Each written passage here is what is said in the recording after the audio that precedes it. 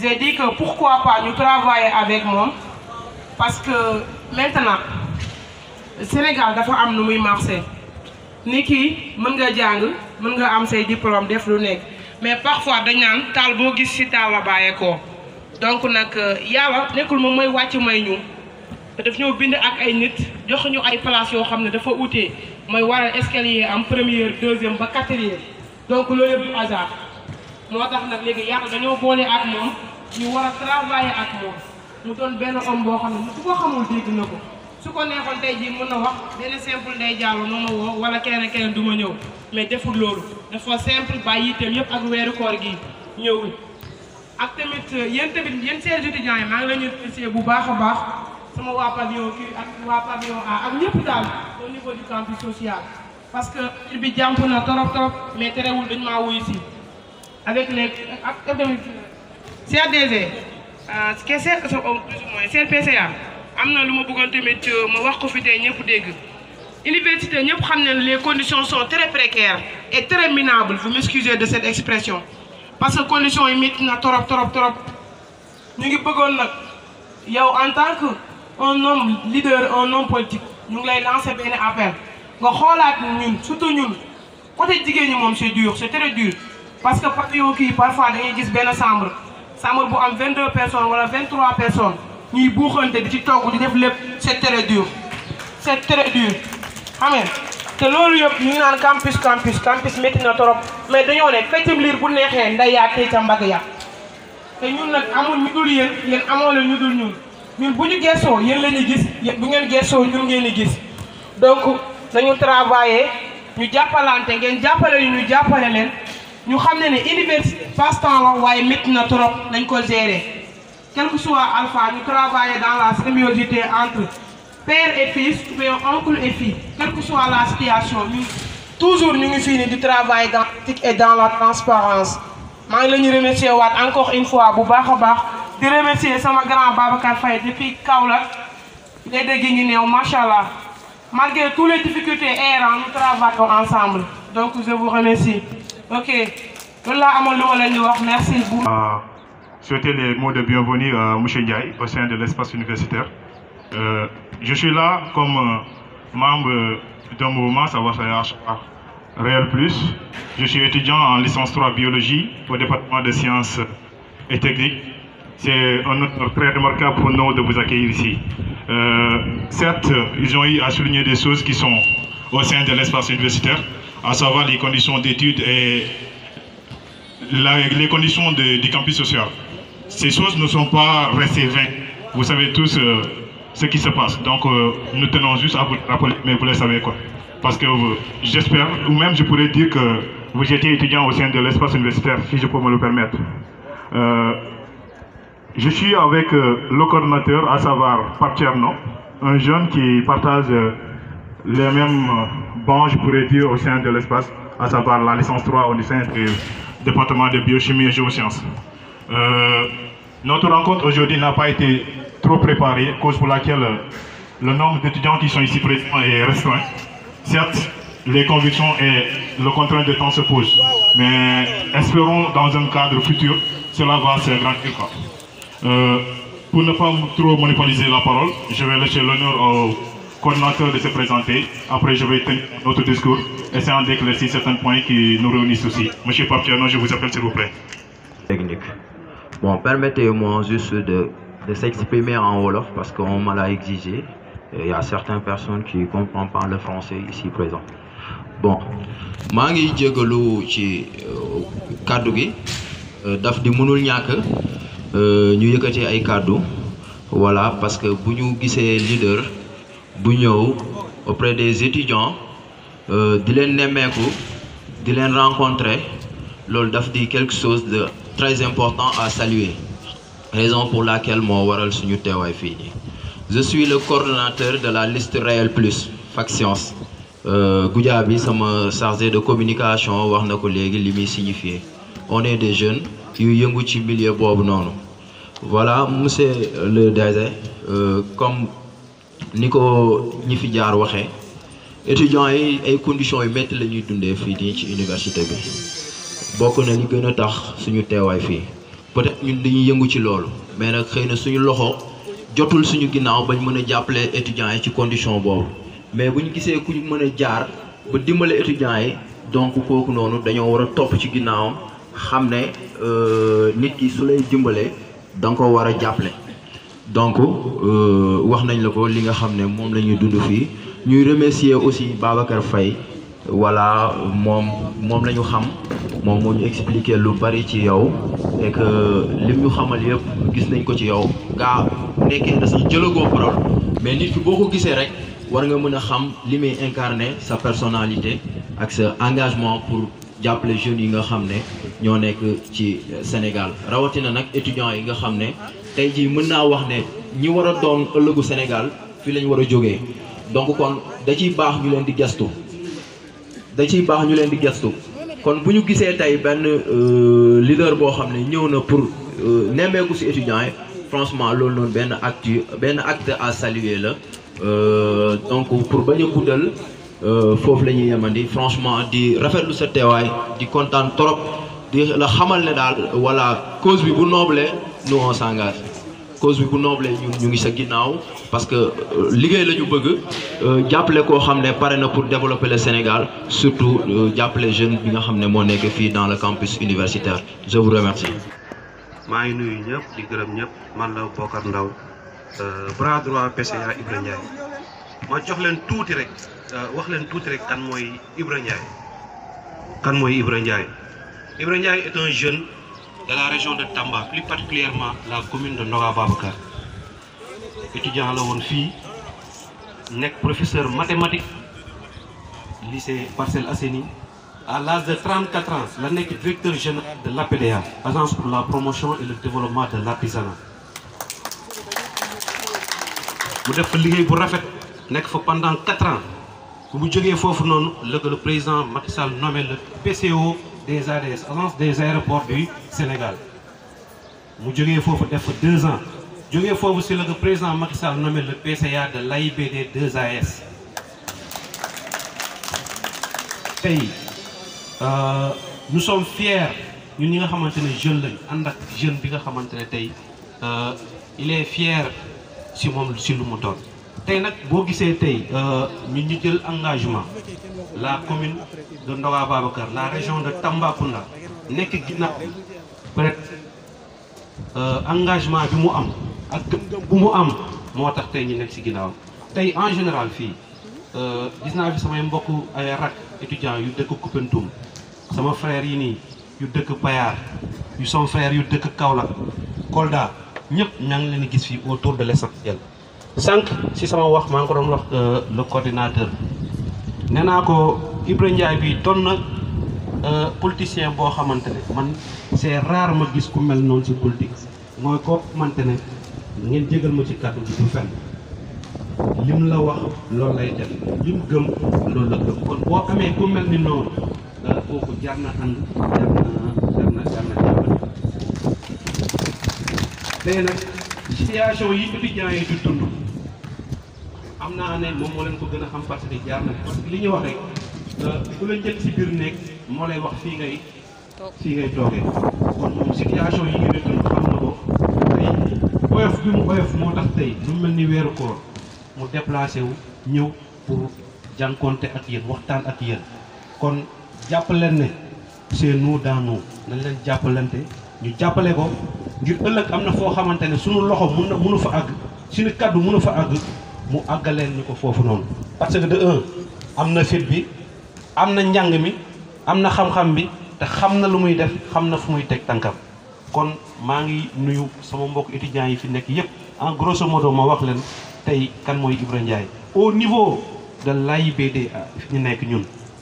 tey les syndicalistes yi nga xamante ne tey ñu ngi foofu noonu. premier jour bi mu amee ñoom réunion am na ñoo xam ne dañoo wàcc ba ci bureau fekk moom ne ma ñun kii lañ doon xaar le président Ibra Ndiaye le PCA Ibra Ndiaye koo xamante ne intérêt sénégalais lay xeexal bëggul lu dul niveau bu sénégalais toll mu yëkkatiku mu nekk ci kaw kon vraiment sunu mbokku jeunes yi les jeunes étudiants nañ leen jàppalante suñu biir te gëm naa ne buñ tourné autour de l'essentiel jàppale ko amaana sax li ngeen njort sax dina raw loolu parce que xam naa nit du lu mu fi toog wala du lu ma nekk ni nekk ànd ak moom moo tax may waxee nii mais je sais la personne xam naa li mu mën xam naa nu mu koy defee kon maa ngi ñaan ñëpp ñu jàppalante suñu biir. am na nag benn groupe WhatsApp boo xamante ne ñun ñoo ko ubbi ñu ne si c'est monsieur Ibra Ndiaye je m'engage maa ngi si woo ñëpp nag dinaa jël numéro sama gars yëpp ñu adhéré wu si groupe boobu noonu parce que tey comme li may wax rek fii ku ñu fi jàppale rek fii ku ñu fi jàppale ku si génn rek day fekk dañ laa jàppale kon nag na leen ko dooleel jàppale ko ndax ëllëg li ñuy séntu ñu mën ko am. maa ngi nuyu ñëpp di sant ñëpp wasalaam. di nuyu étudiants yi di jégalu bu baax a baax ci dérangement bi nga xam ne def nañ ko ci weeru koor yi di jégalu pël yi nag parce que instant yi boo xoolee jeetaay bi di nga xamee pël yi maa ngi ciy jégalu bu baax a baax di dalal suñu gan gu mag gi di président Ibra ñu ngi lay jàllal fii ci université vraiment di am kontaan bu baax a baax wax dëgg yàlla lii dafa nekk loo xam ne yomb tey ñu toog fii rek coordonné quelques jeunes ñu def benn mobilisation bu toll nii loolu yomb mais nag ki ñu koy defal jar na Ibra bokkuñ dëkk man ak moom bokkuñ région mais ñoo bokk gis-gis man ak moom moo tax ñu mën a liggéey man ak moom kon président Ibra étudiant yaa ngi ni yaakaar naa dégg nga li nga xam ne wax nañ la ko wax na ko maam Thierno wax ko nga di la ñaan aussi nga bàyyi ci xel bu baax a baax di leen wax ne aussi Ibra Ndiaye ngi nii lenn de moo ma jaaxal mooy engagement bu mu jëlu man loolu moo ma jaaxal man Babacar mais engagement bu mu jël bu nekk man am naa yaqin que ne loolu dina ko def ay jeunes lañ nag ay ndaw lañ yéen aussi ngeen nekk ay étudiants ñu nekk ci buntu àdduna dañoo war a góorgóorlu gën a renforcer d'effort gën a nekk sur le terrain ah moom mi ne nekk na ko xam ne ki ma leen présenté ni man ne Babacar jàpp naa ne ba leen ko jàppee di ngeen gis avantage bi tax Babacar présenté leen ko parce que tey mënoon naa ko yóbbu feneen te mënoon naa ko yóbbu ci yeneen lieu aussi ñu defee fa loolu noonu mais dama jàpp ne xëy na tey université dina toll ci yenn di ngeen am yenn difficulté yoo xam ne dina ci bu mënta saafara 100% dina am loo xam ne dina ci mën a indi apport waaye comme yéen la fekk si yéen a xam li fi nekk wax ngeen li fi nekk yaakaar naa ko ñun jaratul ñuy guddal vraiment li may wax rek mooy di leen remercier bu baax a baax a baax di leen wax ne kii ñu leen présenté nii wax dëgg yàlla kilifa la fii Sénégal kilifa la fii Sénégal fii ñu nekk nii kilifa la fi lii mënoon na ko cee bañ a fekk mënoon na ne ay booy mënuñ ma déranger nii rek xam nga xaw ma bii bi lan la ma déplacé wu dem mais defu ko à sa modeste personne déplacé wu na ñëw na toog na déglu nañu te yaakaar naa dinañu tontu yi tamit kon vraiment merci président Ibra fi may jeexalee rek encore une fois di leen remercier bu baax a baax a baax di remercier aussi Serigne Mbacké moom aussi à chaque fois mu ngi def ay efforts pour président Ibra parce que moom moo ma ko présenté moom moo tax mu xam ko ak Bokar aussi vraiment ñu nekk aussi yor nañ groupe WhatsApp boo xam ne aussi ñoo ngi ciy job bu am solo képp koo xam ne aussi intéressé na rek boo joxee sa numéro Bokar wala Serigne Mbacké wala mu jotee sa numéro naa la ci dugal ñu continuer job bi du bu mu nekk loo xam ne tey dañuy ñëw université ku nekk wax mu jeex daa war a doon loo xam ne continuité lay doon après ñu continuer job bi nekk ci yeneen affaire vraiment maa ngi leen di remercier bu baax a baax kontaan naa vraiment lii aussi yombul ñu jàpp itamit mu dëgër te xam ne ñoo di bu dagul rek dëkk vraiment merci beaucoup maa ngi mbokku étudiants yi suñuy rakk suñuy jarbaat ma di leen sant di leen nuyu démb la ñu ma informé que dañu bëggoon ma jaar pour nuyunte ak yéen un groupe de jeunes étudiants bon autour de 30 à 40 même se doon 10 damay ñëw j'ai accepté le principe maa ngi tooñ ñoom Serigne Mbacké ma ne leen d'habitude man weeru koor du may faral di ndogoo ci biti waaw principe bi ci loolu la mais étudiants yi ñoom jaral nañu lu ëpp loolu c'est vrai que xamante wuñu bu baax lii rencontre bu njëkk la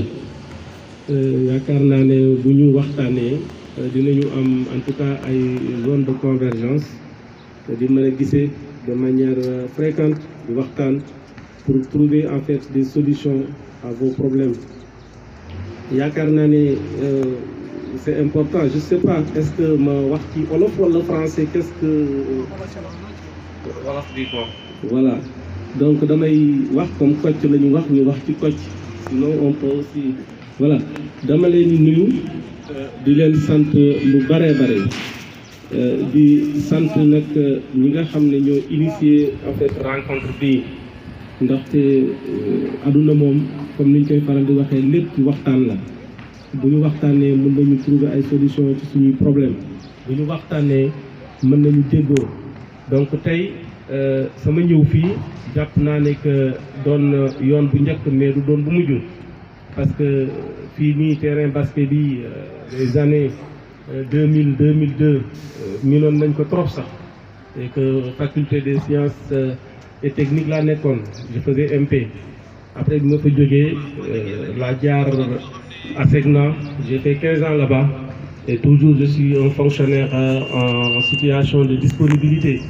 depuis donc 2012 yàlla dimbale ma bi ma paree aussi ma am ay promotion comme ni ñu ko jot a waxee j'ai été d'abord DG pendant 5 ans ensuite PCO président donc du conseil d'orientation des aéroports du Sénégal après nekk actuellement PCA donc de l'unique société d'assistance au sol c'est important parce que du ma dugg ci détails yi mais bu ñu waxtaanee bëgg naa ñu am benn créneau boo xam ne on va discuter en fait des métiers de l'aérien pour ñi nga xam ne nii dañu am profil bon science ou même lettres littérature mën nañu xool yan branche moo leen di arranger foofu pour ñu mën ci en tout cas postuler parce que c'est important loolu je vous le promets parce que ci métier bi la ñu nekk te mine de rien du tout maa ngi ciy bëgg def 20 ans parce que man loolu rek laa xam yàlla dafa def nag université moom man dama ko mos a bëgg te dama fi yàgg après dama reprendre samay cours def droit et j'ai fait un master 2 en droit et je prépare une thèse de doctorat aussi en droit je suis en 2e année donc ça je vous le soutiens dama leen koy wax pour que ngeen xam ne jàng dafa am solo te bu ngeen di jàng fexe leen ba am plusieurs en fait compétences dans des domaines variés dana tax fu ngeen mënti dem service bu ngeen mënti dem nit mënu leen wax lu ngeen xamul bu ngeen demee ci science bu ngeen demee ci technologie bu ngeen demee ci affaire avis aérien bu ngeen demee ci droit comptabilité da ngeen ci am toujours ay notions de base te loolu dafa am solo moo tax tey ñëw fii dama ci kontaan trop parce que étudiants yi conditions yi ñuy dund ñun c'est vrai que à l'époque c'était moins compliqué effectif yi dafa triplé wu situation bi dafa xaw a changé donc liggéey bi demeetul noonu moo tax conseil bi ma leen di jox surtout il faut s'engager te engagement mi ngi commencer ci li ngeen def nii fexe ba am contact avec des leaders ñu mën leen orienter jàppale leen soutenir leen parce que fii dama jàpp ne ku fi tekki rek dañ la jàppale mën na am nag ay échappé yoo xam ne ñi peut-être dañu am chance rek génn nii mais fii ku fi am rek dañ la orienter dañ la jàppale dañ la épauler donc loolu ñun tey rôle bi ñu am yaakaar naa ne war nañ mën a déggoo ci ay kàddu waxtaan te bu ñu demee ba diggante bi gën a kii pour organiser des visites au niveau donc des espaces aéroportuaires par exemple Dakar ou dans les régions pourquoi pas ngeen dem xam exactement la réalité bi nit ñuy dund foofu parce que am na solo et que bon je touche du bois ça fait partie des métiers bon yoo xam ne yii bon vraiment c'est intéressant parce que da ngay jàng lu bari ngay jàng te aussi voilà c'est passionnant quoi donc tey daal dama ñëwoon du ma dugg ci détails yu bari parce que c'est une première rencontre te xam naa ne sama mbokk njóobeen yi ñu ngi waaj a ndogu duñu mën a nekk continuer di waxtaan mais damay jël ay dispositions pour que bu ngeen bëggee de manière périodique ngeen wax ma un mois 15 jours sur combien de temps vous voulez qu'on discute bon on peut briefer c'est dans l'air libre mais pourquoi pas prendre une salle waxtaan ci affaire àdduna waxtaan ci affaire jàng ci affaire formation affaire liggéey c'est très important bu ñu ko defee yaakaar naa ne ñun suñu bopp dinañu mën a remonter information bi vers les autorités mais suñu bopp ci boppam lu ñu amee lu ñu leen mën a jàppale incha allah dinañ ci taxaw jàppale leen ci. Vraiment j'avais demandé qu'il y ait en fait une feuille de présence